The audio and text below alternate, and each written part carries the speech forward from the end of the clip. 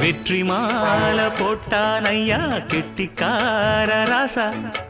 முத்து போல கண்டான் அங்கே மொட்டு போல ரோசா சொந்தம் இங்கே வந்தாள்னு சொன்னாவன் லேசா காணாதத கண்டா அப்ப ஆனானையா பாசா என்னாச்சு